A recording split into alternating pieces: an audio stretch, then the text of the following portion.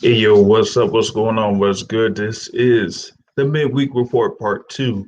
I did say that, wanted to get back on live here just to, talk about some boxing, of course, here at this juncture. We had, the first part here with, of course, Bruce Shoo Shoo Carrington Jr. Very thankful that he was able to come on and join us live earlier today. For those that missed it, you could just go on to the YouTube channel and you'll be able to find that interview on this YouTube channel. But wanted to, just go through a few things here real quick in the boxing scene. Just wanted to, chop it up, so to speak. As far as like what's been going on in the scene of boxing, of course, you had a few things that were going down um, you know, over the past day, um, you know what I'm saying? And that, things were, you had the thing as far as like the action um, that was over in Madison Square Garden that happened the other day, headlined by uh, Michael Hunter, there being in the ring, there scoring a knockout win within 4 rounds against Mike Wilson.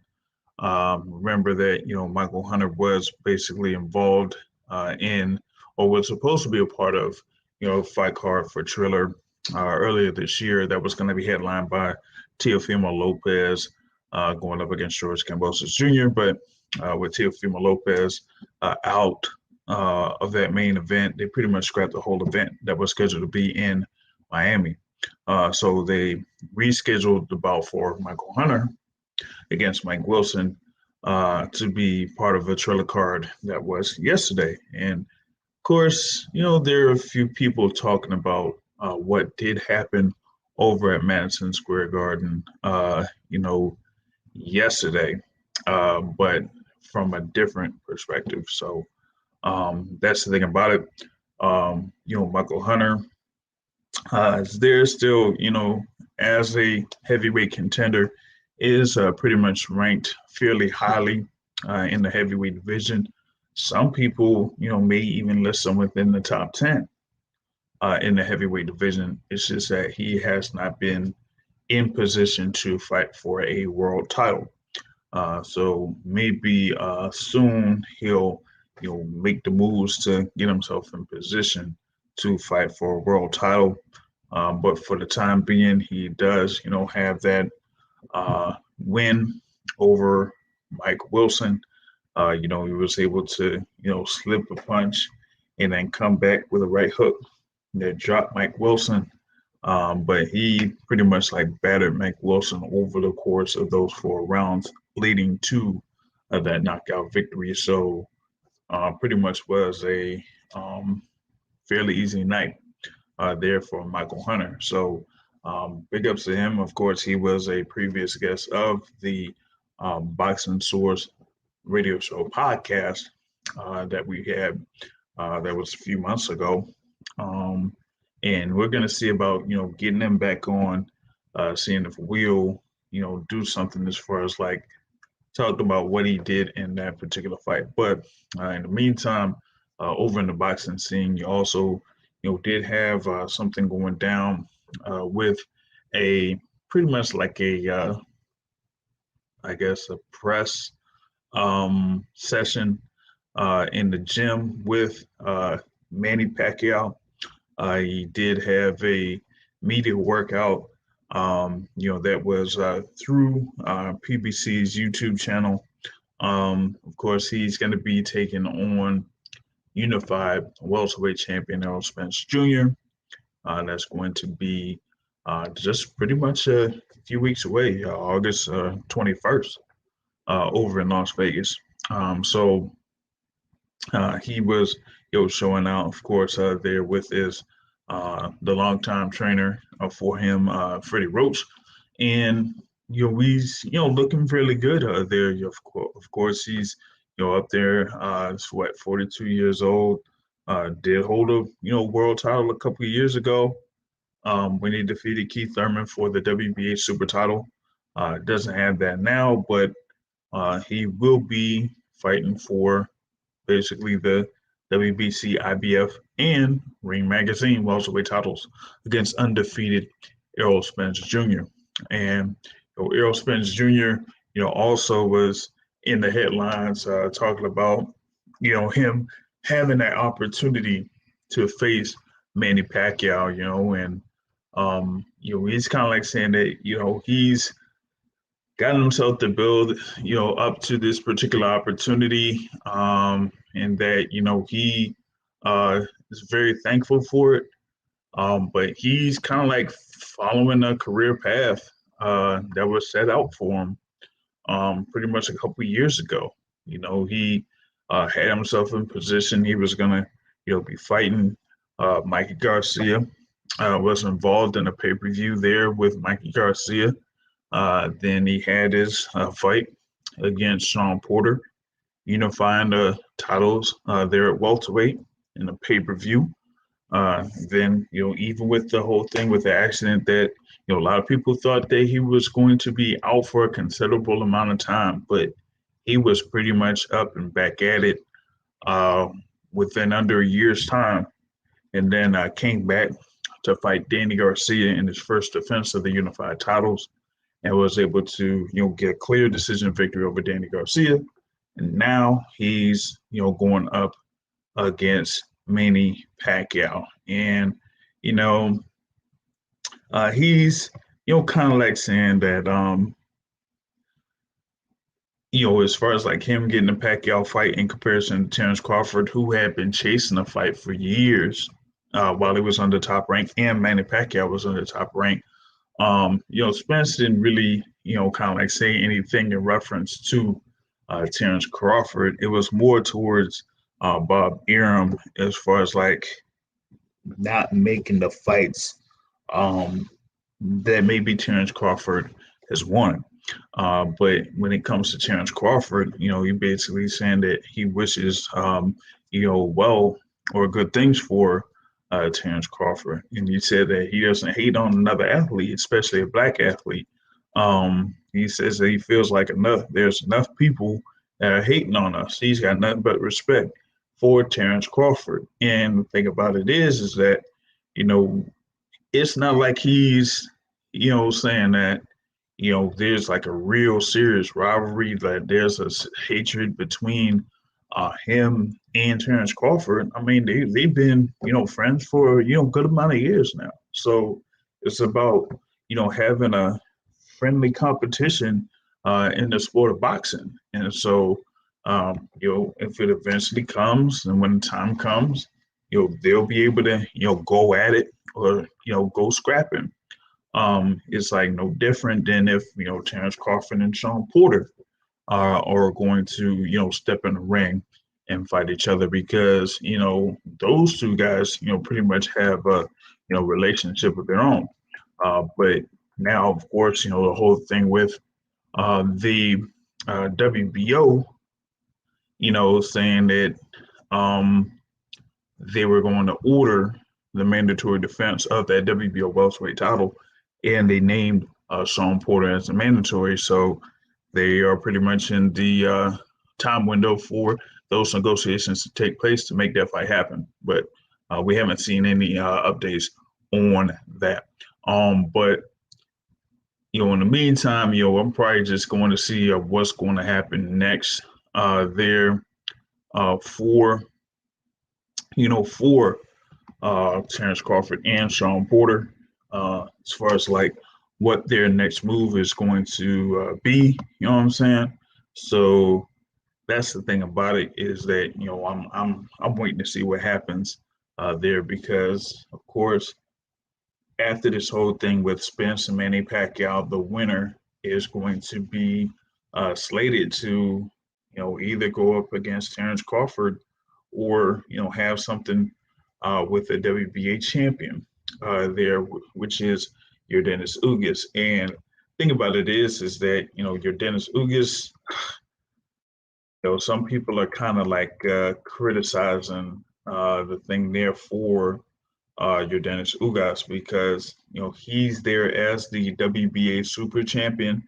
Remember, he was elevated to super champion after the thing for um, Manny Pacquiao being inactive for what was going to be more than 12 months. So with the WBA talking about, hey, you're not active, so you need to go ahead and see what you're going to do if you're going to step in the ring and fight. Well, they ended up doing the thing for him to, go ahead and have the fight, but against Errol Spence. But that wasn't, I guess, good enough for the WBA to reinstate Manny Pacquiao as world champion. You know what I'm saying? Shout out to Ron Kiki there live. Salute to you. Um, you have a question here, live question. Is Shakur Stevenson a shell of his former self? Well, I don't know.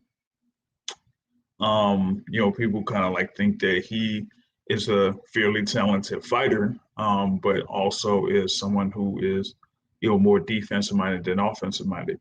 And, he's pretty much in the works to face Jamel Herring for the WBO Super Featherweight Championship. They're kind of like saying that to be slated for November.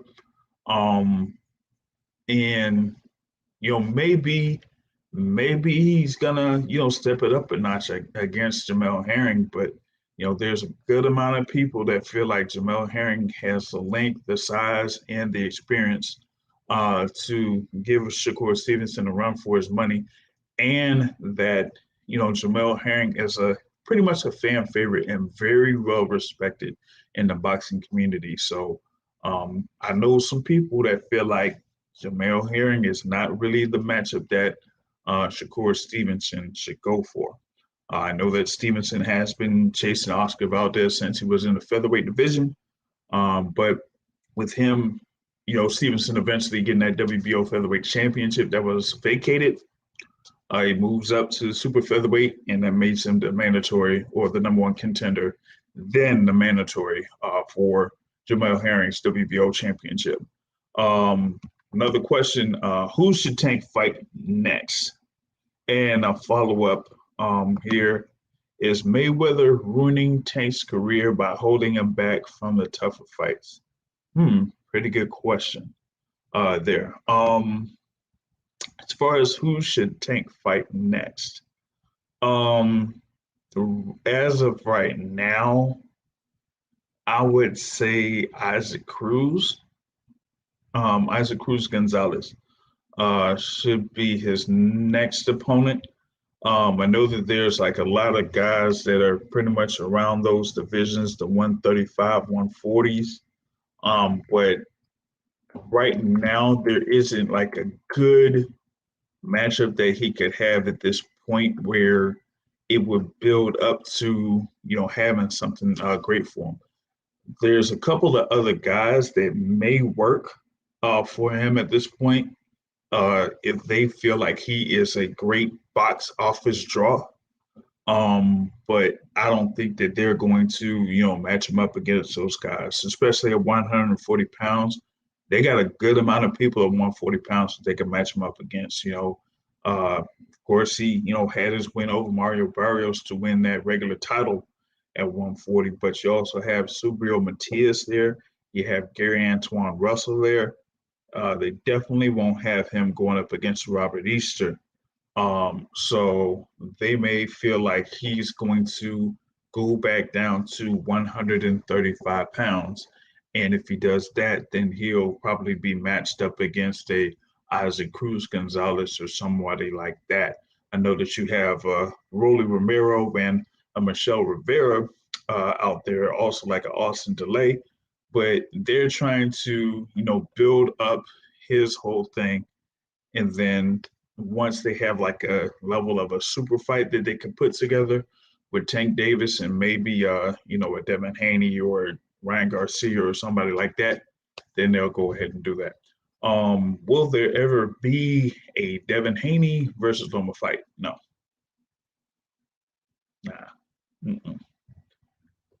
I mean, we're going back to what has it been, almost 2 years? 2 years. Devin Haney was having himself set up to fight for the WBC lightweight title, and then that was basically taken away from him when they had Lomachenko fight Luke Campbell for, at the time, the vacant WBC title. And so he ended up, or Haney ended up winning the interim title. He was supposed to be the next in line to face Lomachenko, because when someone wins a vacant WBC title, your next defense has to be over the next highest ranked contender for the WBC title, and that would have been Devin Haney. But they just said no.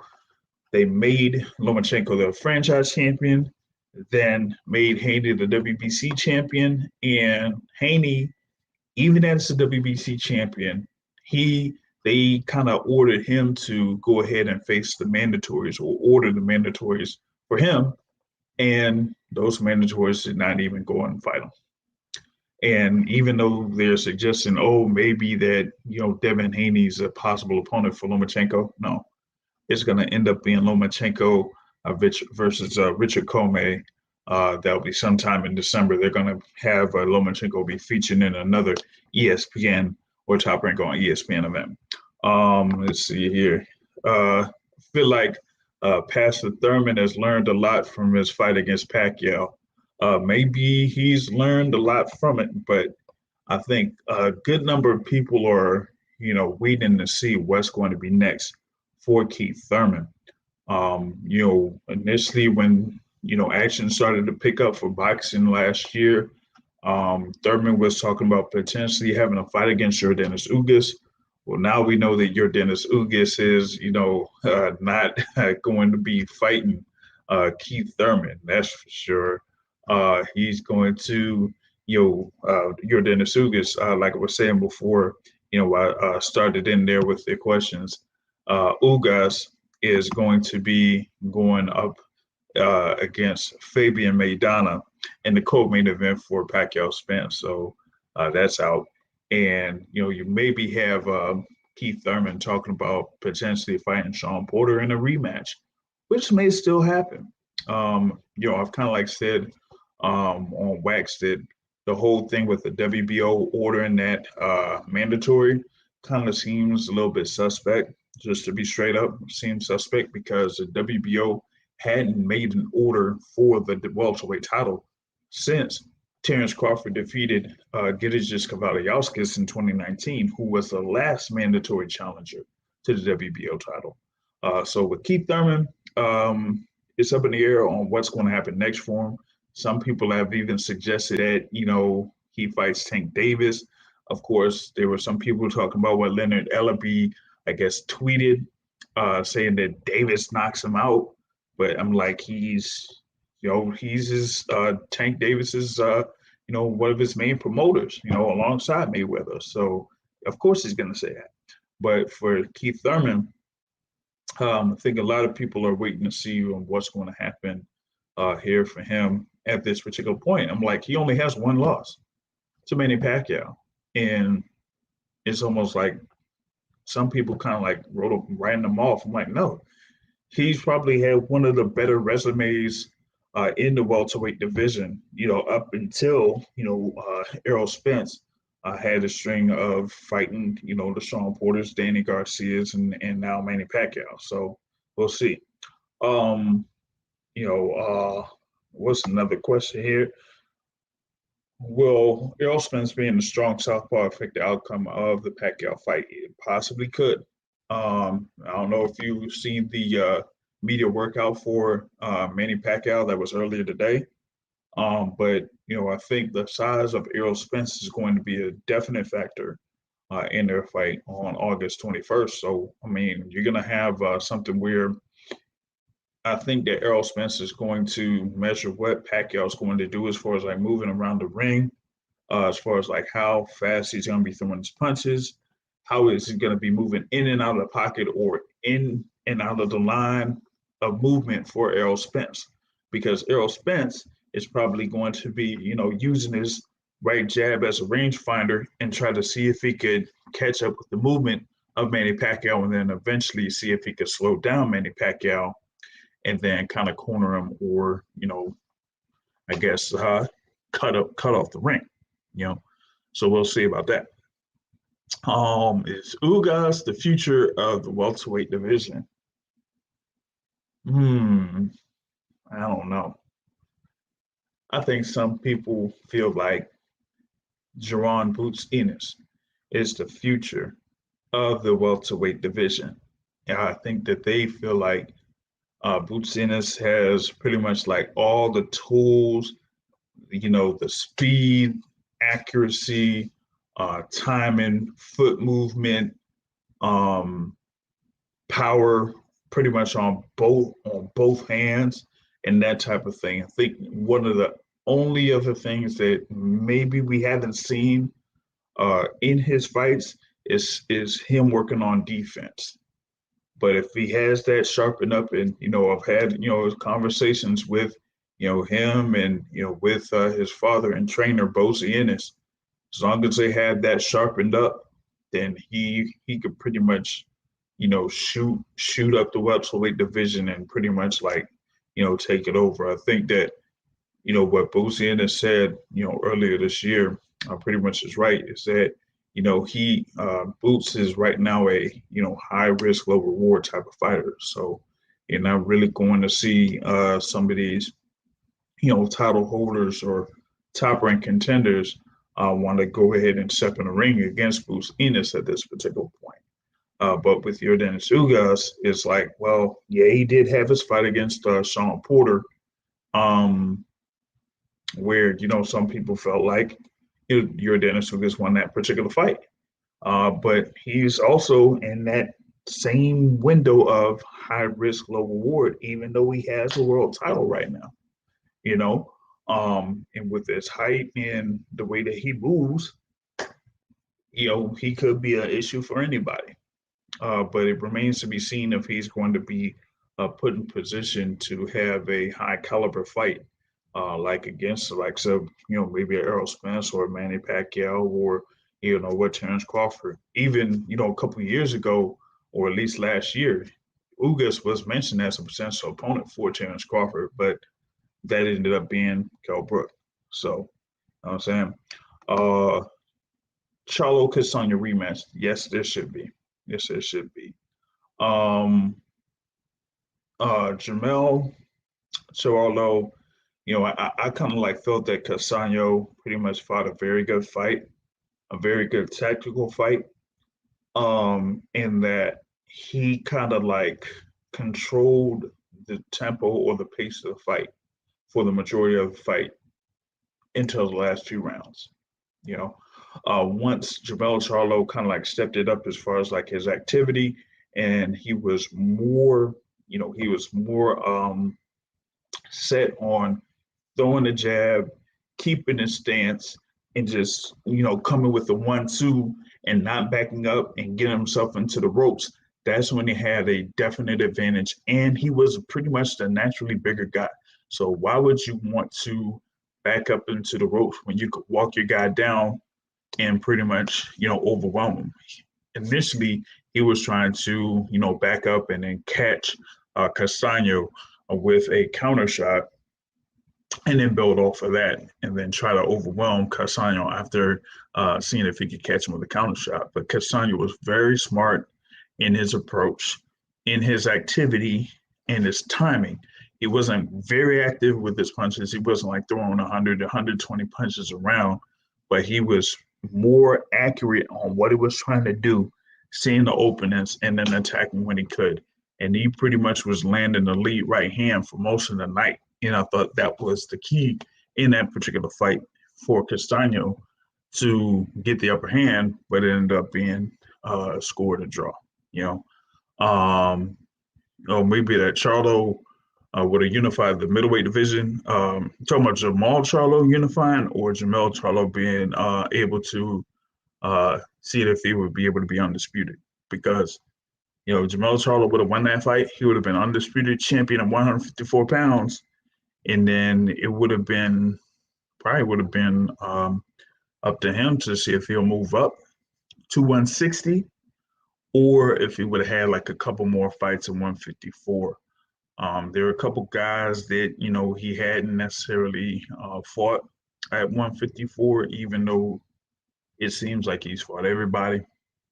But of course, Jared Hurd, but Jared Hurd had his loss in the middleweight division going up against Luis Arias on June 6th.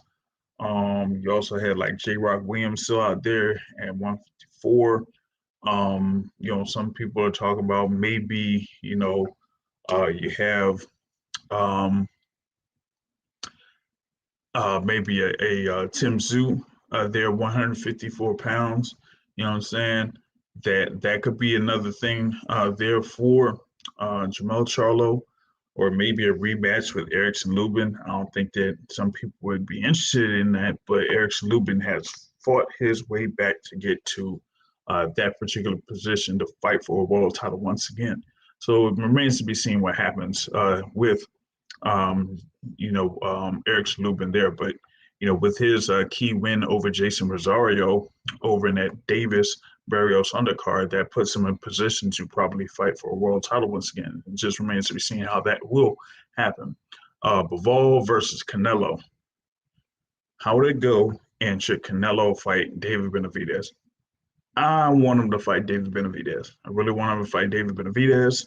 I think that David Benavidez is probably one of the guys that would give Canelo Alvarez the most trouble at 168. I think that Beterbiev would give him the most trouble at 175. I'm not sold on Dimitri Bivol. I haven't been sold on Dimitri Bivol since, particularly his fight against Jean Pascal. But he's had a couple of instances where he hasn't been able to finish off guys. Given his skill level, people give like a lot of credit to his skill level and his level of boxing IQ. But even with that, he's not able to finish off a good number of fighters there in the ring at 175 pounds, and that's why I kind of put Beterbiev above Bivol in the 175 pound rankings. So Bivol Canelo, I picked Canelo. And there was one point that Bivol kind of said that he wouldn't mind going down to 168 to fight Canelo. I'm like, no, don't do that. Go ahead and fight at 175 pounds. It's looking more and more like that may end up being the fight scheduled for September 18th in Las Vegas. Canelo versus Bivol, since Canelo plant fell apart. And that'll just be, I think that people aren't really intrigued by that. I was more intrigued by a Canelo plant fight than Canelo Bivol. So right now with Canelo and Bivol, that ends up being the fight for September 18th. Then unless if it's at 175, just to be honest, I'm not really that intrigued by that particular fight. Props. Thanks for that. I'm just going through what's happening out there. You're in the boxing scene, and those are pretty much most of the topics that are going on right now. As far as Tank Davis, what could be next for him? He said that he plans on fighting in October, which is going to be fairly interesting. You know what I'm saying? And we're gonna see, what happens with that. I got one guy checking in. What's good with you, man? What's good with you? I gotta see how things are going. I know my guy had seen what's been happening on the boxing scene here over the past couple of days. But like I was saying, you had the action that was over in New York City Theater in Madison Square Garden. So I know. And like I said, it was a headline by Michael Hunter getting a knockout over Mike Wilson. I'm still trying to figure out like how that whole logistics thing, worked out because you had, the boxing that was starting at fairly early time on a Tuesday, and then the main event happened, and then you had the versus, Locks versus Dipset that really didn't start off or jump off until, like 10:30 or after 10:30. You know what I'm saying? And so I thought that was, fairly interesting. But remember, Triller is more of like, a music based company that's now, recently gotten themselves into the boxing scene, of course, with the whole thing with Mike Tyson and Roy Jones to start off. But, we'll see how that is. But, people are still, talk about how that whole thing went down. You said, the whole program was fired. All I know is like all of these memes coming out for Jada Kiss talking about and just saying they just Peabody whole Dipset by himself. Talking about he had 62 points, 32 rebounds, and 25 assists or something. You know what I'm saying? Is New York the best place to host boxing events? Some people will say, yeah. Of course, you have the whole thing with the storied Madison Square Garden. You have the actual venue, you also have the theater at Madison Square Garden, which is like a smaller, smaller style area within the building of Madison Square Garden, where they've had, multiple boxing matches. But the Barclays is kind of like building itself to be a real good venue for boxing, a really good venue for boxing. If caught interview earlier with Bruce Carrington Jr., he said that, his dream fight would be to main event at Barclays. Of course, he's from Brooklyn, Brownsville area and all of that. So he wants to, be right there in the middle of Brooklyn, right off the train station. And, fans will be able to go off the train station, go up the steps and step right into the Barclays Center to enjoy a fight. You know what I'm saying? That's the thing. He said, like, it would have been a good look for Tio if they had him fighting in Madison Square Garden, then yes. But the problem is that, okay, how can I put this? All right, I'll just start it off like this. Top Rank did not really expect Teofimo Lopez to beat Vasyl Lomachenko for those unified lightweight titles. I'll just put it like that. They did not think that Teofimo Lopez was going to beat Vasyl Lomachenko for those lightweight titles. And even though Teofimo Lopez was slowly kind of like gaining up in interest, they didn't think that he was there quite yet for them to fully invest into Teofimo Lopez, right? So when Lopez ended up beating Lomachenko, that kind of like threw a whole wrench in their plans because remember, they didn't think that there was going to be a Lopez win, and that's why in the contract there wasn't a rematch clause.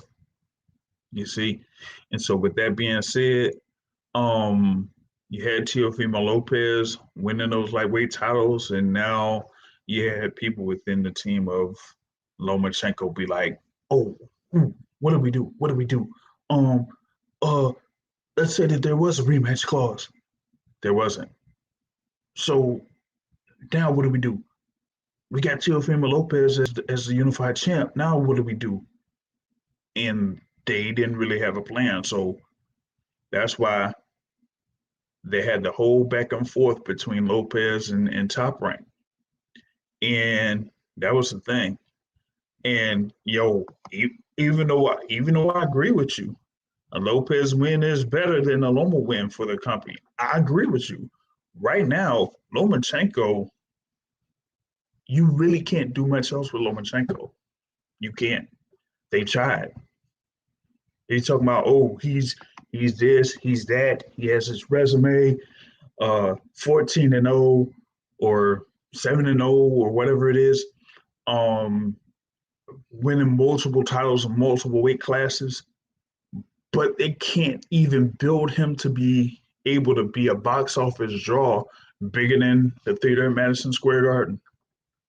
And so, even with this whole thing with Teofimo Lopez, it's like that should have been it. That should have been the trigger for them to skyrocket Teofimo Lopez.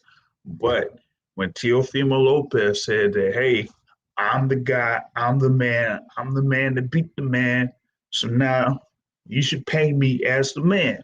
And I didn't think that Top Rank was ready for it. You know what I'm saying? And so right now, it's a whole situation because one, they didn't really want to pay Lopez like a pretty much that minimum or whatever it is that he was asking for. So that's how I ended up going to, purse bid against Kambosos.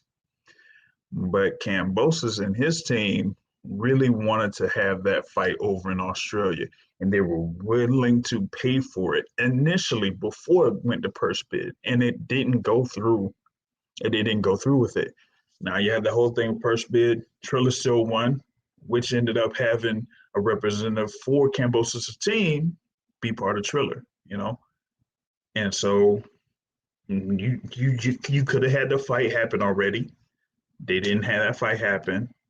Now you have this whole ordeal where the fight's supposed to be on August 14th, right? Are we going to have Lopez Kambosos on August 14th? Nope. Any tickets? Nope. Who knows? So now it's going to be delayed once again. And so we gonna see here, but I want to get in on my guy that's going to talk a little bit more about this whole situation with Teofimo Lopez, man, a great contributor in the boxing scene. Y'all in the Twitter world. It's Lazy Lefty. What's up? I couldn't. I'm making my Pico de Gallo, so I couldn't type no more, but I still want to talk about it. I feel you, man. So you were saying they didn't have nothing. You really don't think they thought Tio would win that?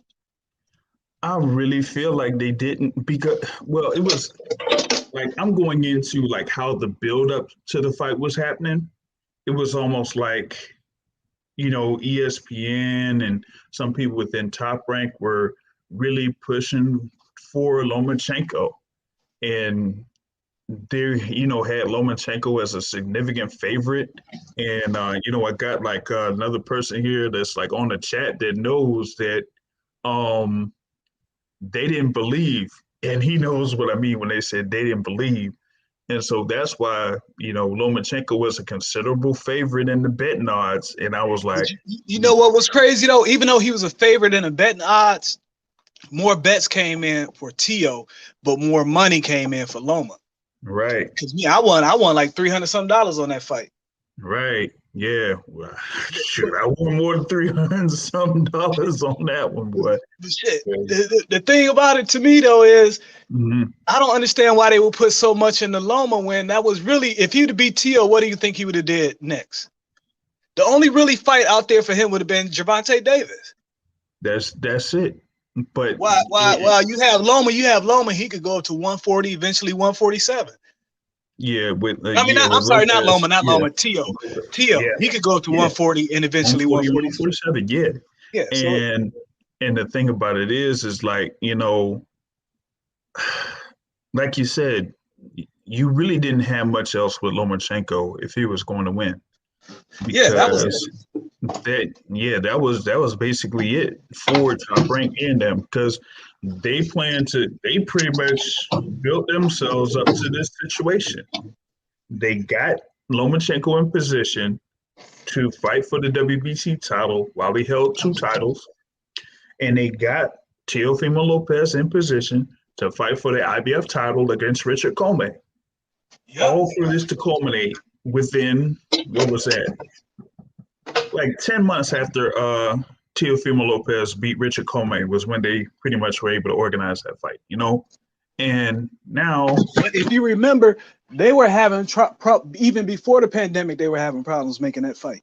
Yeah, they were, because they were supposed to have it. They announced it. I think they had announced it around February or March to take place in April, but they didn't really have all the people, committed to it. Particularly, I think it was Lomachenko that wasn't committed to it. Before the COVID set it back, the last I heard it was going to be late May, early June. Yeah, late May. Yeah, it was going to be late May. And it was like around like May 21st or something like that. Yeah. And yeah, they were having issues then. And so when they were able to like resume everything and then eventually organize this particular fight, it was like, it almost seemed like there were like so many issues, and that you kind of like seen Teofimo Lopez kind of be like, it doesn't seem like they're respecting me in this whole thing.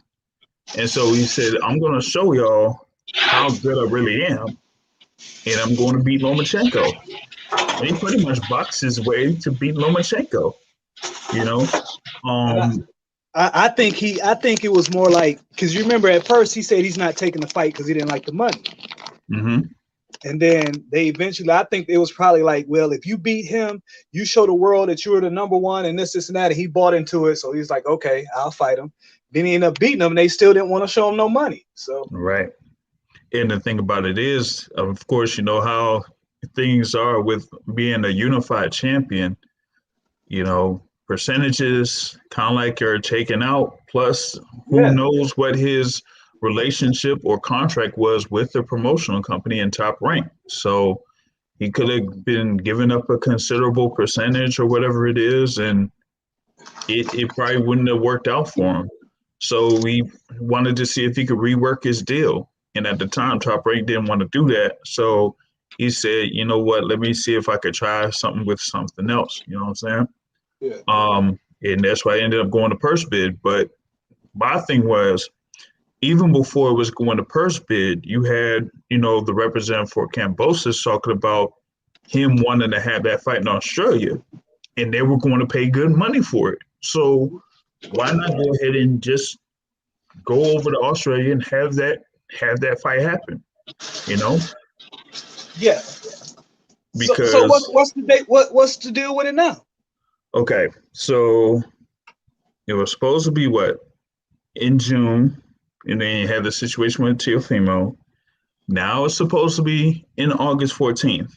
Have you really seen anything as far as like where it's going to be, if there's going to be any tickets sold for it? No, I thought they nixed that date. I thought the Australia thing, the second Australia thing was the one that they're going fighting. To try that again. Yeah. So it's about, well, let's see if they're going to try this thing in Australia.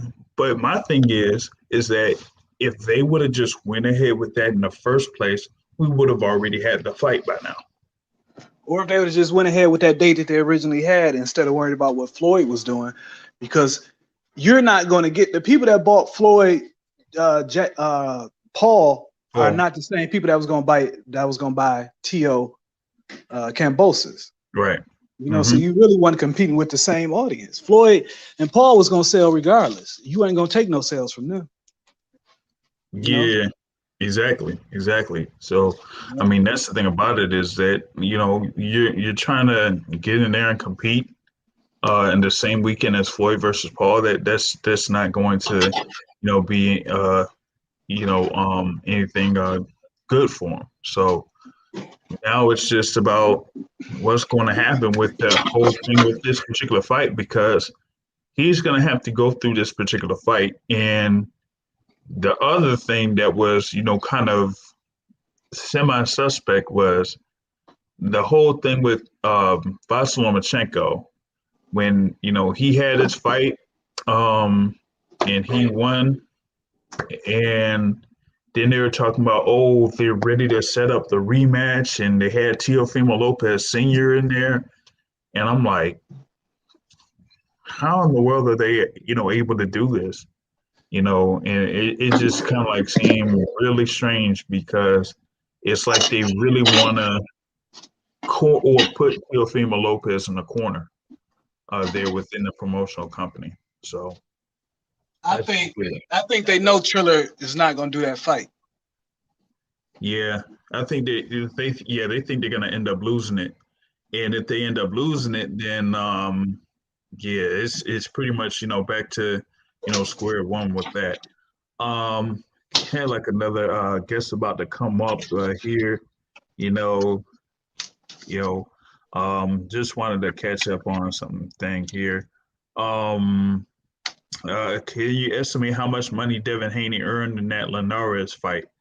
Probably. Well, what does he get? Like around $1 million minimum or something like that. So he said $3.5 million. About 3.5 mil. Yeah, because he said that's what he made for that fight. Yeah, about 3 mil. Because he gets a good amount of money. The way that his contract is and how he works himself, he's able to get a lot of money for each of his fights, man. And so does Haney make more money than Tank? Yeah, probably. And that's even with the, Tank being on pay-per-view. You know what I'm saying? No, I doubt if he making more than Tank with Tank being on paper. With the ticket sales, ticket sales, box, gate receipts, pay-per-view, on that. So Tank probably pushing around 5.5 maybe total when it's all out. Yeah. Shout out to Keisha there. I felt like Charlo lost that fight, so did I. A couple people felt like Charlo lost too. I think, someone else that's about to come in definitely disagrees with that. Rather see Charlo versus Andre. So do I. Keith Thurman versus Crawford would be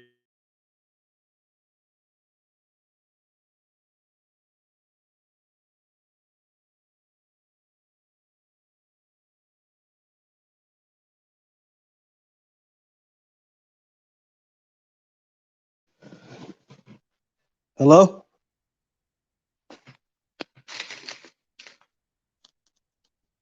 Hello? Hello? Yeah, what the hell happened to him?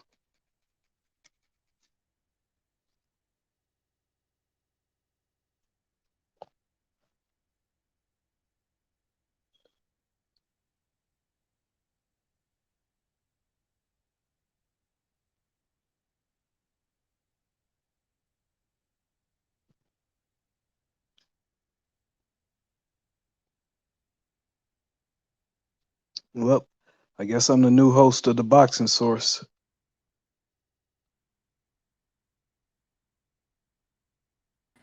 Yeah, we back. Yo. Yeah, about to say, like, what in the world was going on with this joint, man? You know what I'm saying? I don't know. You froze. I was there. Yeah, I was like, I was like freezing up, and I'm like, what in the blue cheese is going on? You know what I'm saying? So, it got Matt up in here, man. What's happening? Matt is on the roll. Matt is irritated. He was in a good mood last night. I'm in a foul mood right now, man. He irritated now, man. What's happening? Like, what the fuck is going on with this Canelo shit, man? How this no. How this motherfucker don't want to move off the September 18th date for Caleb Plant in case Caleb Plant gets injured or sick, which is not even likely to happen, by the way. But he willing to move off the date for fucking Dimitri Bivol? Like, come on, man. Like, this nigga is making it really hard for me to root for him. This is embarrassing, man. What weight is he supposed to fight Bivol at? They say in the catch weight. Oh. Well, Bivol only walks around at 170, Matt. Yeah, yo, that fucking Ryan O'Hara. Yo. Can you believe this motherfucker gonna say Bivol walks around at 170? Like, dude, you're a fucking boxing reporter. What is wrong with you? If he walked around at 170, he'd be fighting welterweight or super exactly. weight. He would be fighting welterweight at 154. Yeah. Fucking idiots, man. I hate these goddamn people. No, this shit pisses me off, man. Oh man, that's And then wild. you got fucking DAZN making a top 20 top 5 under 25 list, but they don't got Boots or Benavidez on it. Like, why even make the list? Who's covering boxing over there? You know Man, who's sitting over there, man. Sick of these goddamn foreigners, man. Some of man, them ain't foreign though. That's the problem. Sick of these goddamn foreigners, man. Oh my god. Oh man. Yo, I'm telling you right now, if Canelo don't fight on September 18th, I ain't rooting for this nigga no more. I'm done. I'm out. I'm telling you. I'm fucking out.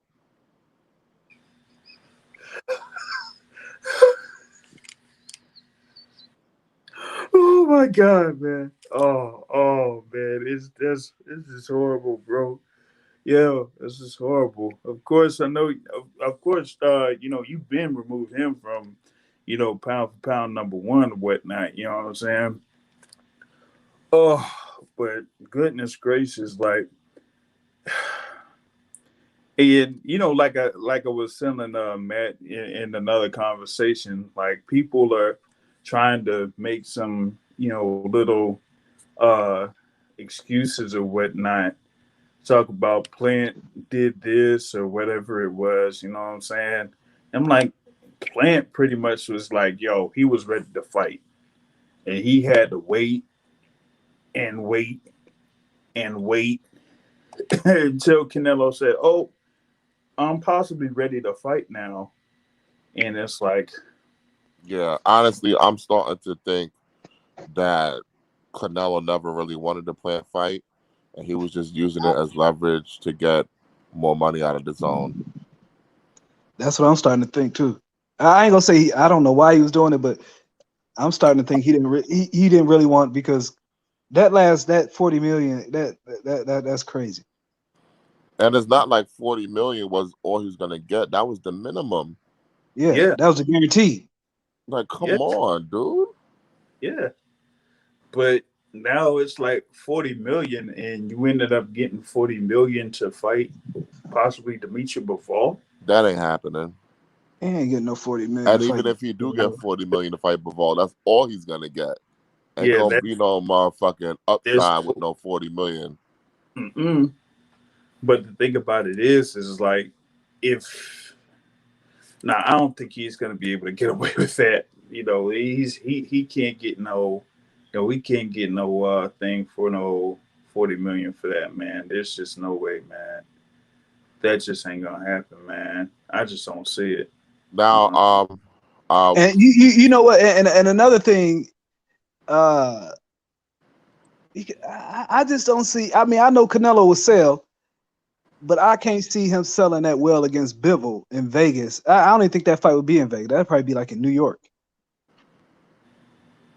It would have to be, or something like maybe in Texas. Well, one of my guys from the group chat, Rob Rinaldi, he has a theory. He was saying that maybe the issue for Canelo is that all of his fighters from Canelo Promotions are co-promoted by Eddie Hearn. So maybe Eddie Hearn is leveraging Canelo to stay with DAZN, or his fighters basically are going to sit on the shelf. But I thought the thing with all of those. Look, Manny Pacquiao fighter is fighting on his undercard against against Spence. Yeah, but how a Canelo fighter is going to fight on his undercard if his undercards are not on DAZN when Eddie Hearn is their co-promoter? Oh well, I guess that's well. Yeah, that's definitely weird, man. That's definitely weird. Manny, matter of fact, Manny got a fighter fighting on his own. Ain't Casemiro Manny's fighter? Yeah. Casemiro, yeah. He got a fighter in the headline. And Magasoyo, or whatever. Yeah, Magsayo. Yeah. To me, if first of all, why the hell would Canelo sign his whole promotion to a co-promotional deal with Eddie Hearn? That was stupid.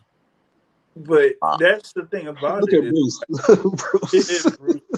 Yo, Bruce Leroy's in the building. But I mean, like it was like what about a couple months ago or something that we were talking about the thing with Canelo Alvarez, and like they were talking about him fighting Caleb Plant. It was going to be on Fox, and people were saying like, "Hey, Canelo is Canelo, and he's doing this, and he has this guy Eddie Reynoso as the captain of the ship and whatnot." And and now that whole thing falls apart because of Canelo being Canelo, I guess. But on the flip side though, that kind of like amps up the fans of the boxer that that I don't like. So yeah, but here's what I don't understand, right? Isn't Frank Sanchez a Canelo guy? Yep. And he's fighting on the Wilder undercard. Yep. Yeah, but he he just trained by Reynoso. I don't think he's not yeah, he's not a my bad. Yeah, he's not a promoter, I don't think. Man, honestly, if I was Canelo, because Sanchez has always been been signed to PBC. Yeah. And Lefty I thought that ringtone was "We Gonna Make It" or something. No, that was you remember that dude on YouTube years ago, Eli Porter? Yeah. That was somebody made a video saying this was Cameron last night. Because you remember Eli Porter rapped over that Cameron beat. Y'all remember that? Hold on. Can you hear it? Listen.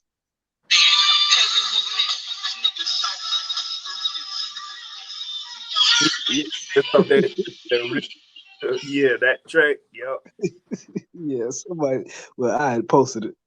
I think Canelo was better off bringing Canelo Promotions to PBC because you've already seen what PBC has done for Manny Pacquiao's people, and not only that, even a couple of them bum ass fighters that Errol Spence has been getting fights with PBC, and they're not even that good. So to me, if you're a star and you bring your stable with you, PBC takes care of you. When was the last time you seen Triple G Promotions fight on the Zone? Because that was supposed to be part of his deal. Yeah. So it's like, come on, man. He had that one fighter. He had one fighter. Didn't he have a falling out with him or something? He took him off his card. Yeah, I remember that. I don't remember who the fighter was, but I remember that happening. Man. Yeah, it's just so stupid. Yo, I'm telling you, if he fights Bivol, I ain't watching. I'm still watching. I ain't gonna I'm not watching. Listen. I don't want to see these Eastern Europeans, bro. Man, these niggas, Bruce in the comments talking about cartoons, man. What the hell, dog? What's he? Yeah, like I don't. Hey, listen, I'm kind of. Bruce done brought the cartoons to YouTube. Come on, man. Yeah, like what's going on all that, yo? But yeah, I'll be really disappointed in that. The thing about it is that you got like a whole lot of events that were going on in that weekend anyway.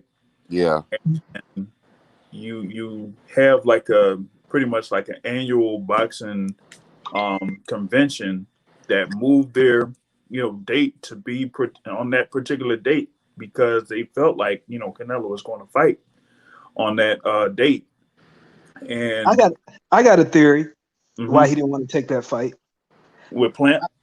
Yeah, I think he didn't think because if you remember Hearn, he mentioned it early on in the negotiations about all the pay-per-views. You had Wilder, you had Pac, Spence. I think one good thing Canelo could do by fighting at the Zone is they could hide his numbers. Nobody knows his numbers. So with the pay-per-view numbers, it would have been. I don't think this would. I think this paper. I don't think it would have been better than Spence and Manny. And he gets a guarantee regardless. Yeah. I think that I think that whatever he would have had as far as like his base purse for fighting on a Fox pay-per-view would have been something. It probably would have been, maybe about 15 or 20 million or so. But he wanted the pay-per-view back end for it. And the back end would have made it be, at least a little bit higher than having a 35 or $40 million guarantee. But that's the thing about it. I don't think that they would have had enough pay-per-views to, get them over the top. Or at least I don't think it would have, made sense for it. So I think it would have did probably about 600,000, six, maybe 700,000, maybe. Yeah, 600,000 to 700,000, maybe. So at most. Well, Bruce Leroy says that Canelo can move his date to make the Bivol fight, but can't push it back if Plant gets injured, catches corona, just like Matt said. And here's the other thing too: like, how is this any or much different than Canelo's situation before he broke away from Golden Boy, where he was the unified champion at 160. He could have been undisputed champ. Didn't choose to fight Andre for undisputed. Didn't end up fighting the IBF mandatory there, and ended up getting stripped of the IBF, and then still ended up fighting Kovalev, and it ended up being in November when that fight took place. So you ever interviewed Andrade's father? Not Paul. No, I haven't interviewed Paul yet. Oh, okay. He was on True Sports. Yeah, and he was talking about that, about what happened with Canelo and Andrade, and why Andrade won't move up, because he don't think Canelo will fight him if he moved up, even if he was a mandatory. Well, I mean, that's the thing about it, is that Andrade at 154 was WBO champ, and there was one point Canelo was the top contender. He could have fought then. He didn't. Canelo ended up moving up. Then, you had Andre get the 160 belt. And he could have fought for undisputed. They didn't do it. So him moving up to 168, they didn't really think that, that would have been something like, anything that they would do. They say like they treat Canelo like royalty, but he's been fighting tune-up fights currently. Like, he's fighting Rocky Fielding. He's fighting, Abney Yildirim. Yildirim, man, I didn't even know if Yildirim won that fight last weekend. Yildirim, you're fighting Billy Joe Saunders, of course, the UK specialist, like Matt would like to say. And then he could end up fighting the Eastern European, So why is it that he's, not going after like a David Benavidez or a Caleb Plant or, somebody like that? That's my fight. Benavidez versus Canelo. That's the fight I've been wanting. That's the fight I want. Yep. Billy Bob Saunders. Billy Joe Saunders was never a high-ranked 168 fighter. Yeah, man. He was all smoke. He was all smoke and mirrors at 168. 160, him and Canelo at 160 would have been a pretty good fight. Canelo would have beat him. I still think Canelo. Like, I think Canelo beat Plant. Yeah, I also think he would beat Plant. Saunders versus Andrade at 160 would have been a very good fight. Yeah. Yeah, but Billy Joe was all smoke and mirrors at 168. Smoke mirrors and nasal spray. Yeah. Yep. So you said like Canelo would have done 300 or 400K. Canelo's star power diminished when he went to the zone. 600 U.S. domestic is the most he did on the zone. Well, that don't make no sense. I think Bruce doesn't understand availability. Yeah, and when you got the power, when you got the like Fox pushing you. You should be able to get at least Canelo should be able to get at least 600,000 easily. Yeah. The thing about it is, if they would have, had made it official before, they would have a few good weeks to push it. You would have pushed it, thing for Pacquiao. You would have had a couple other opportunities, a couple other weeks. It would have been the beginning of the football season. Yeah, most people in the U.S. have not even heard of the zone. You know, but everybody knows Fox. Yeah, like Jerry Jones when he had to fight there, that was his first time hearing of it. When Canelo had his fight at in Dallas, his last fight, that was his first time hearing of it. Jerry Jones, the owner of the Cowboys, never heard of it, and they were supposedly trying to get an NFL contract. Yeah, so so that's the thing with that. The PBC should do their own thing and make fights between Jamal Charlo, Caleb Plant, and David Benavidez. I agree. Happen. That could eventually happen, and I think it probably should happen sooner rather than later. I think it would have happened if Benavidez wouldn't lost that belt. Yeah, lost the belt. Yeah, Benavidez beats Canelo with one eye patch. Yeah, I need to put some respect on Canelo's name. I know we mad at him right now, but let's not go crazy. Canelo's not getting 600K. The Yildirim, Callum Smith, and Billy Joe Saunders fight was, on in-demand pay-per-view. But it wasn't. You got to realize this too, Bruce. If you ever see a DAZN commercial on regular TV, they can't get. You'll never see the date or time for the fight. All you'll see is Canelo on DAZN. Because these TV stations are not allowing them to put the date and times of their fights on their station because they're taking away from their viewers. Yeah, it's conflict. Schedule conflict. So what's Brian Kiki says, Canelo is scared to fight a taller fighter with good reach and who has an aggressive fighting style. Well, Benavidez pretty much has that accent. But that's very specific. Yeah, y'all gotta stop. First of all, Benavidez is soft to the body, all right? And Canelo is a devastating body puncher. And let's not act like Ronald Gavro wasn't giving Benavidez all he could handle just a couple years ago. So how old is Benavidez though? Come on, 24. Yeah, he was young. He was young when that fight took place. Okay, he's young now. Yeah, he's still young. He's getting a lot better. You think he's still developing? Yeah. Well, I don't think he give Canelo much run, to be honest with you. Shit, I do. Demetrius Andre deserves. Can't nobody match Canelo's hand speed at 168, but David Morrell can. Man, if you don't sit this David Morrell down somewhere and let him actually beat somebody.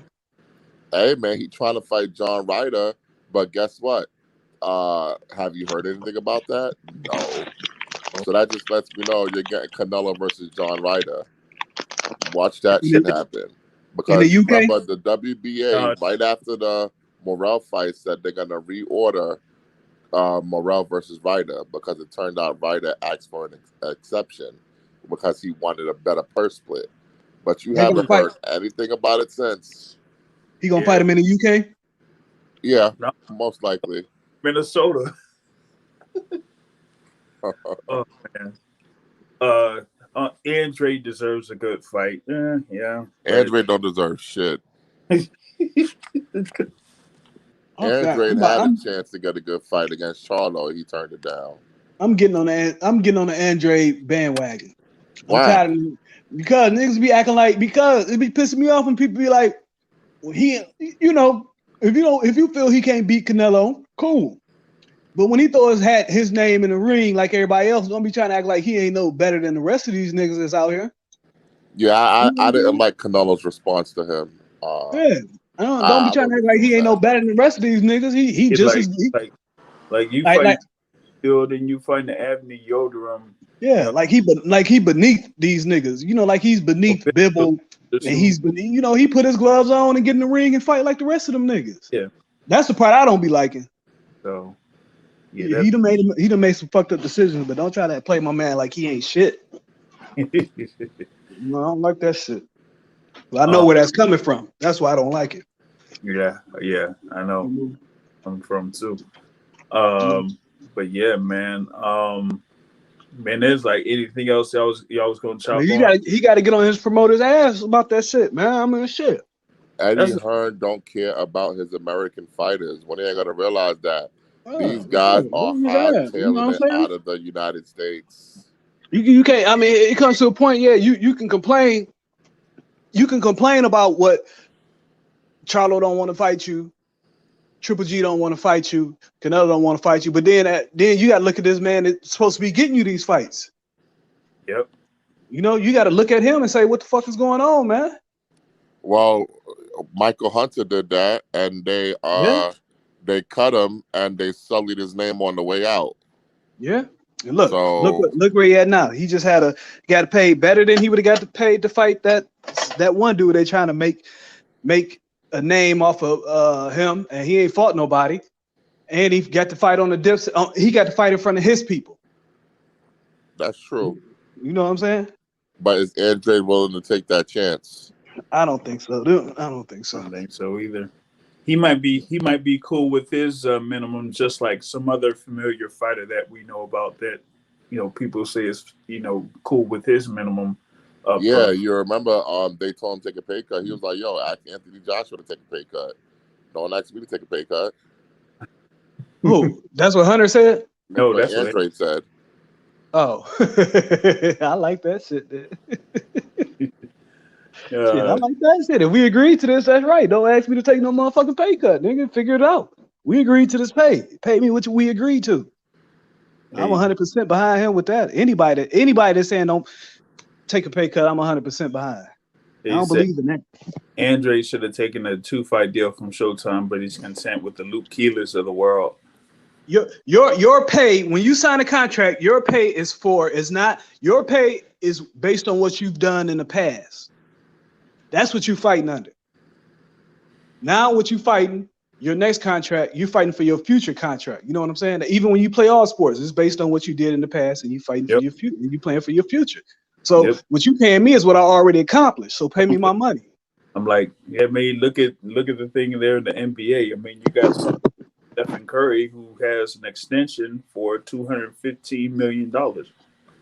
You know, first player in history to have like 2 contract extensions for over $200 million. Yeah. Now, when he starts slowing down, his next contract ain't gonna be for as much. Yep. You know, fuck that. I don't believe in pay cuts either. So I got to stick with Andrade about that. Yeah. So yeah, it seems like, you know, Andrade's, you know, just ended up being unlucky. You know what I'm saying? But you know, that's pretty much most of what I got, man. Anyone else want to rant on something in the boxing game? We got a couple U.S. fighters going for gold medals. I don't know if you care about amateur. I know Lefty don't care about amateur. No.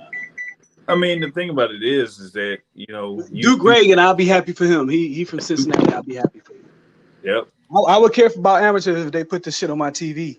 Then I would care for it. But I'm not about to go. But you know, the thing about it is that, you know, people are still complaining about like them trying to find out, you know, how to find this. Yeah, I gave up. They talking about you got to download this app. Then you got to have a cable subscription. All I got is internet. Yep. I don't have a cable subscription. I'm not about to do all that shit. It's not on my Fire Stick. I'm not watching. Yeah. So that's. And then I was watching. Then I was watching the other day. Everybody on Twitter was like, "Oh, Keyshawn Johnson stopped him. Oh my God!" So I went and looked at the highlight. Nigga, that wasn't no stoppage. The ref stopped that fight after they gave him a count. Yeah. You know, so it's like. If that's what they call a stoppage, I'm not interested.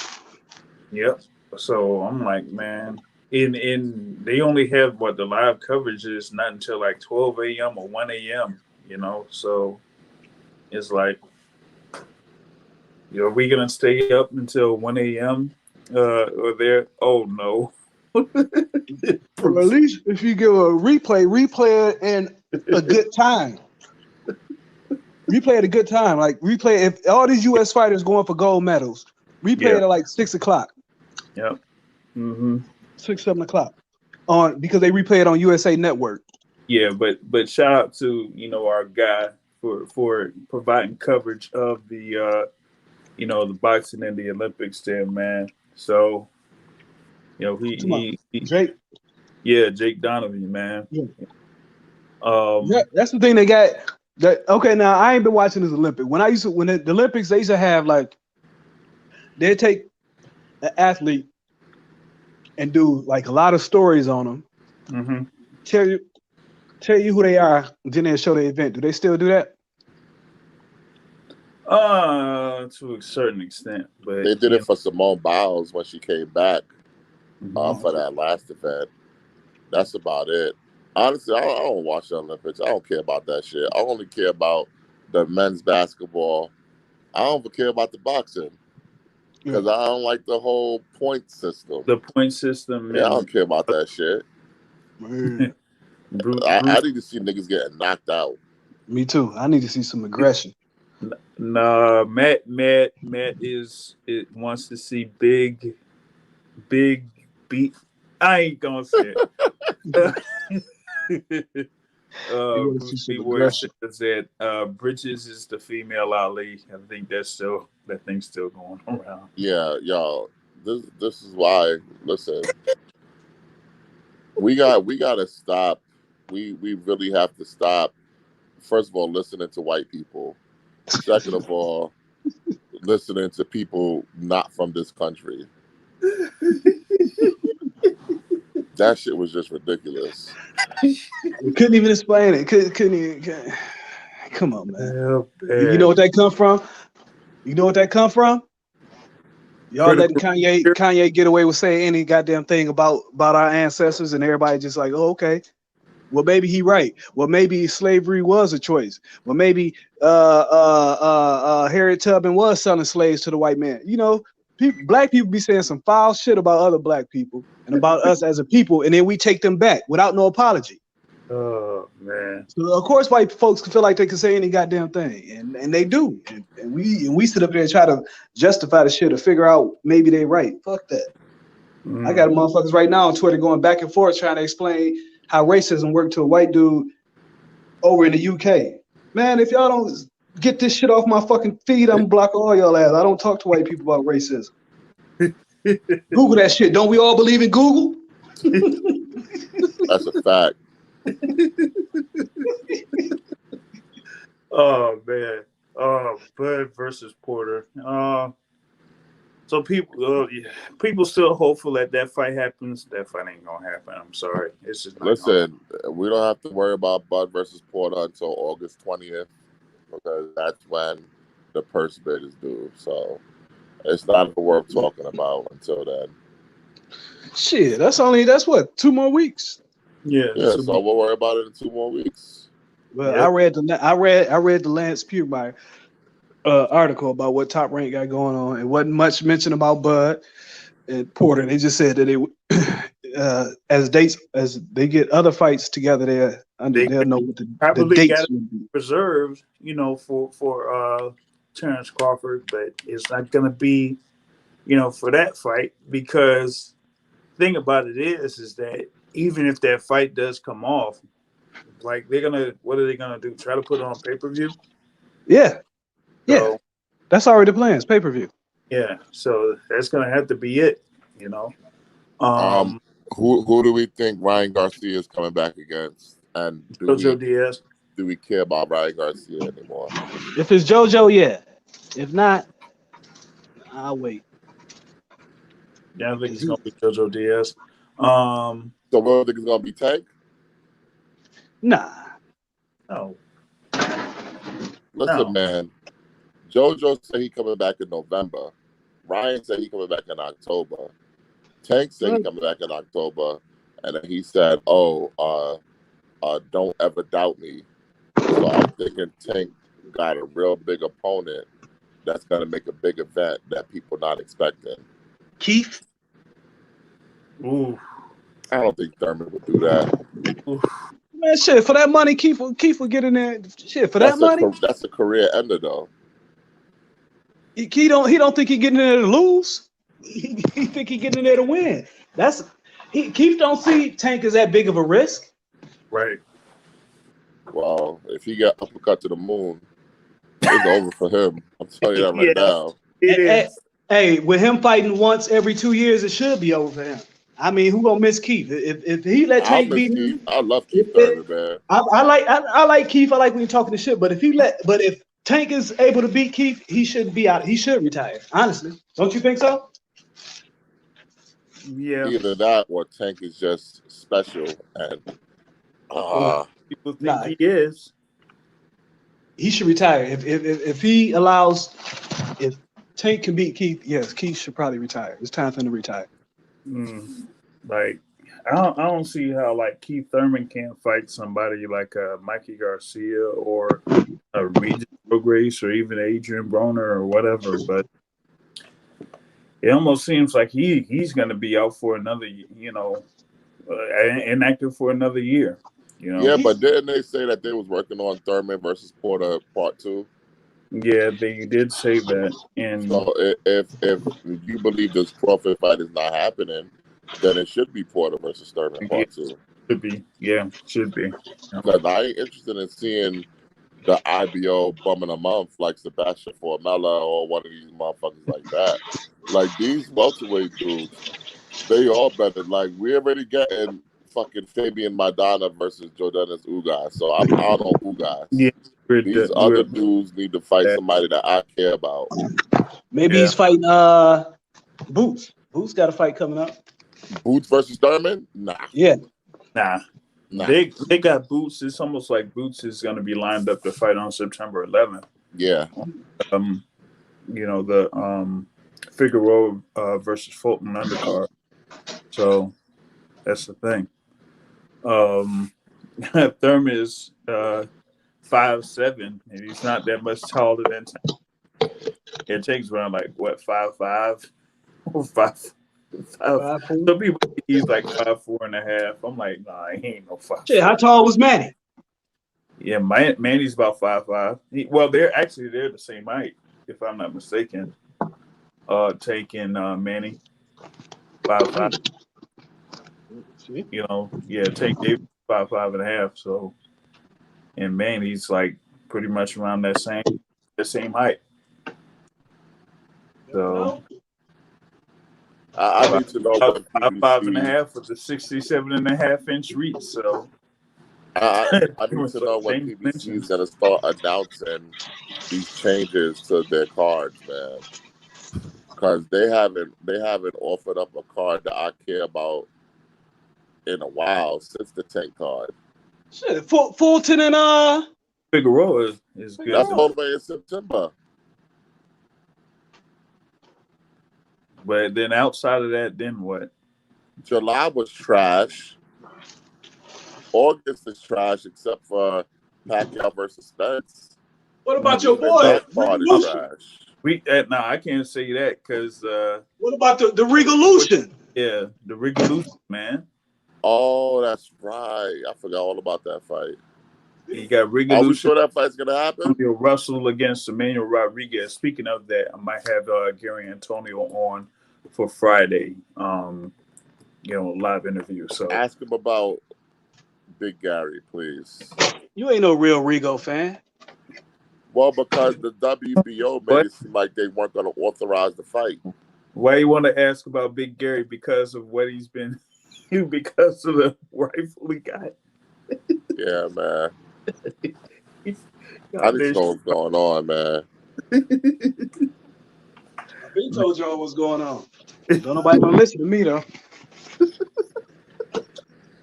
I'm trying to tell y'all about this. Let me tell you, NBA, tell the truth. NBO. Matt. I'm listening. Tell the truth. I be doing when these dudes be acting funny, I be calling that shit out. And that should be coming true. Don't. Yeah, but you are a Russell hater though. No. I'm not just talking about Russell. I'm talking about Charlos. I'm talking about these other dudes. When I see some funny style moving stuff, I call it out and it usually come true. That's true. Like that damn Shakur.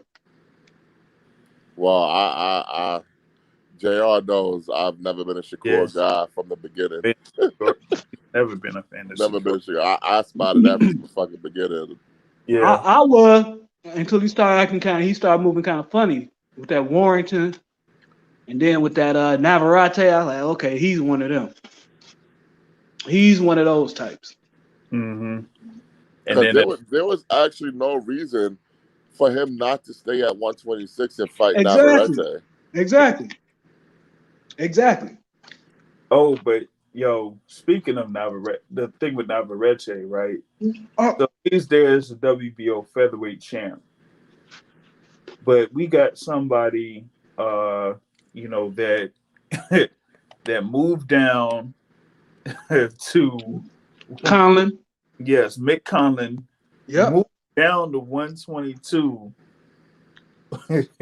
to see if he could be put in position to fight for the world title at 122 and didn't get it when he was already a top contender at 126 and now he's going to have a fight at 126.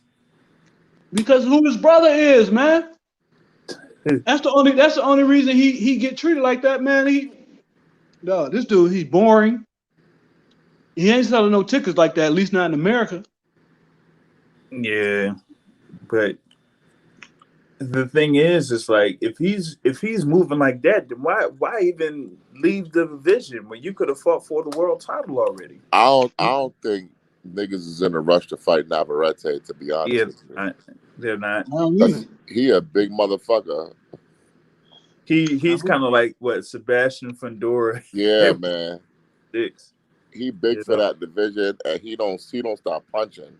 Nope. Yeah. And he willing to take punches just to deliver the punishment. Yeah. I would love to see him versus Russell, but I don't think that's realistic. Yeah. I don't think it's realistic either. He gonna move up to 130. And what Shakur gonna do? Up to 130. Yeah, you're right. What's Shakur going to do then if Navarrete moved up to 130? Because, listen, I tell you what, Navarrete fighting Joette probably Gonzalez. have Oscar Valdez versus Navarrete at 130. Possibly. That would be big. Yeah. But do we think that Navarrete gonna be able to stop Joette Gonzalez? Yeah. Hell yeah. Yeah. He gonna stop him like it was Gonzalez daddy calling him the slur word. That's my other thing. Shakira want to get all hyped with Jamel, but want to be all nice to these motherfuckers calling him the, you know what I'm saying? I don't like that. He's funny style, man. Funny style. He want to be nice to them. They done call him all types out of his name, but he want to get all hyped with Jamel. Oh man, what he said, Prime Rigo versus Loma, who wins? But we're talking about Rigo that was usually at 2 divisions below where Loma was at. Yeah, we saw Prime Rigo versus Loma already. Yeah, pretty much.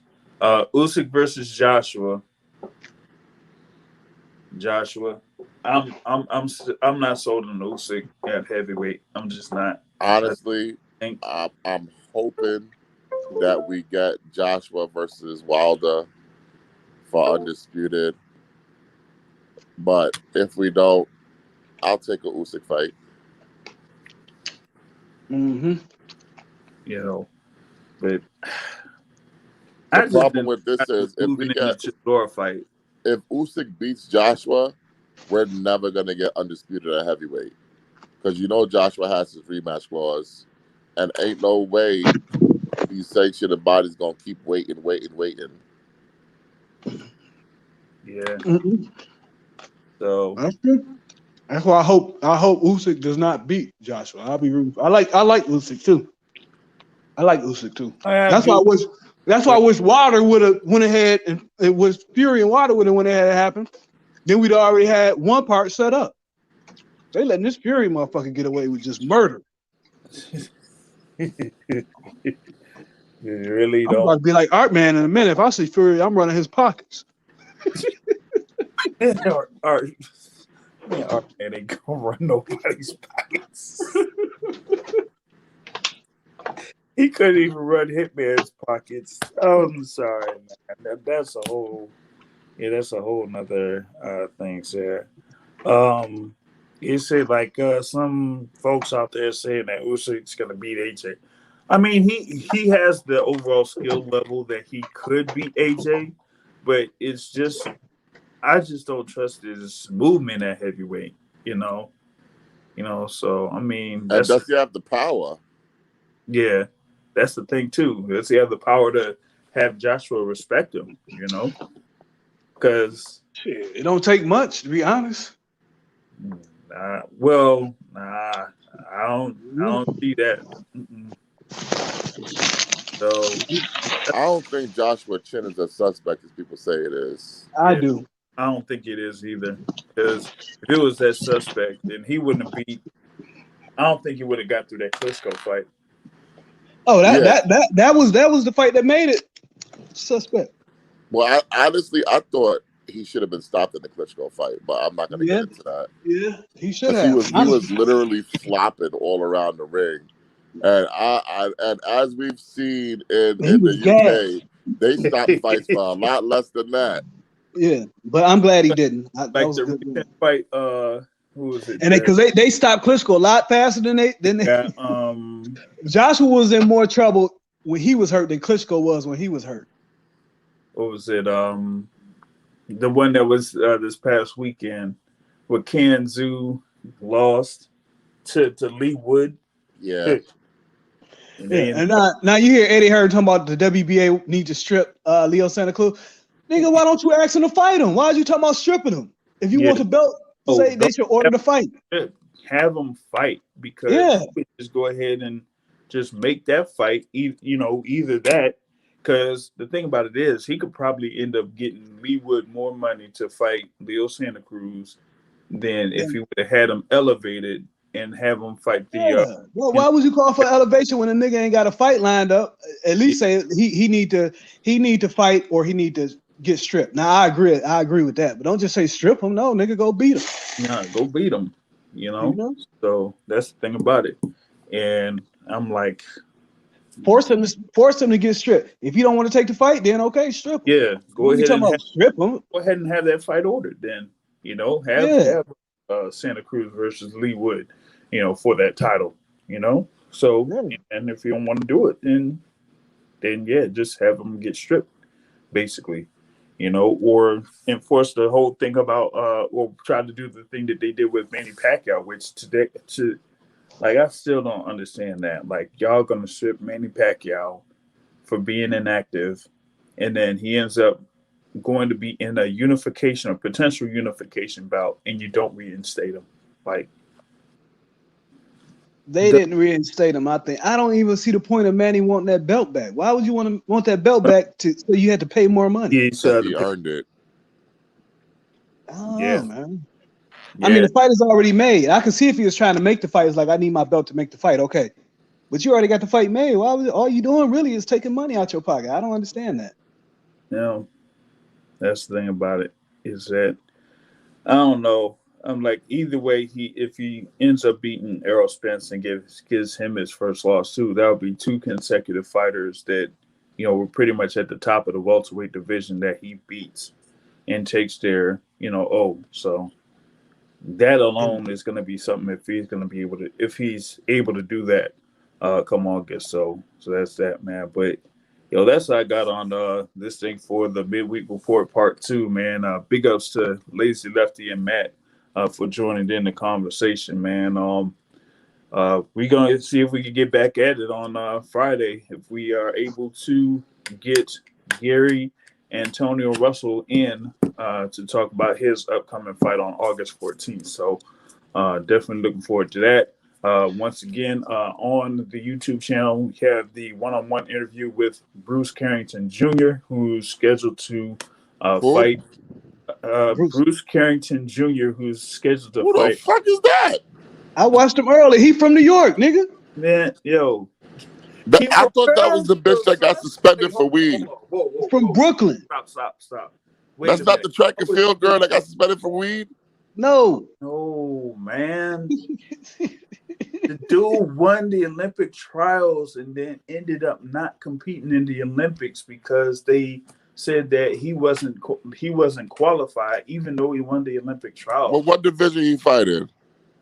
Man, come on, bro. What division? I don't know. I know he from Brooklyn because I looked him up on BoxRec when I was watching the interview. I didn't know how much he weighed. Let me see. He's gonna be around that same, thing there as far as welterweight and all of that type of stuff. So, but he's gonna get in the lightweight to welterweight division though. Yeah, I ain't gonna care about him. All right. Of course, because it's below 147. Shout out to him, though. Shout out to him. Shout out to Bruce Carrington. I look forward to, when's his next fight? It's gonna July be 24th. July 24th. October 9th, man. October it got 9th? pushed back? Yeah, it was supposed to be on the ESPN Fox portion of that fight card, man. Oh, okay. So he's not gonna fight till October? He's from fight. Brooklyn. He's from Brooklyn. He's 6'1". What's centimeters? 185 centimeters. What? So he's gonna be around that lightweight division, or so we're gonna see. All right, this is first fight. Yeah. So I don't understand. Whatever. All right, shout out to Bruce Carrington, man. Like I said, Brooklyn, man. Go ask him what he beat. Okay, so he beat Duke. He beat Duke Reagan. So Duke Reagan is 126, right? Yeah, but we talking about practice. Yeah, but I'm saying that's his weight class. Then he around that weight, 126, 130, 140, 135. Okay, he's 6'1". Damn. Yeah, he's gonna be around 135, 140, man. We'll see. So he's from Brooklyn. He better have power. You better get on him. It say featherweight on his amateur boxing. You better get on him. You better ask him what hospital. You should have been on the show so you can ask him what hospital he was born at. Word. You better have some power, man. Did you hear Matt ask that dude last night what hospital he was born at? You wasn't on there, was you, Jay? That's what he does every time, man. That's what he does every time. He'd be like, "Oh yeah, I'm from Brooklyn. Oh, word? What hospital you?" Yeah, but how he said he don't know what hospital? He lying. He said some Jewish hospital. Yeah, lying. You would know. Exactly. Everybody know what hospital it was born in. Y'all need to stop it. Y'all need to stop giving these people these passes.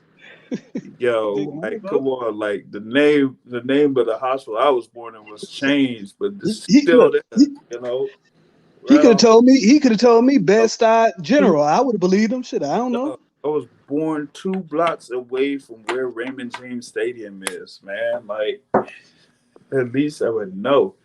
You know what I'm saying? He don't know what hospital he's born in New York City. I'm gonna check out some Bruce Carrington highlights. See what this motherfucker's about. You're gonna have to catch up, man. But on that note, folks, man, I'm out. I'm gonna see if I can get back in on Friday night, y'all. Peace out. Bomb Squad, baby.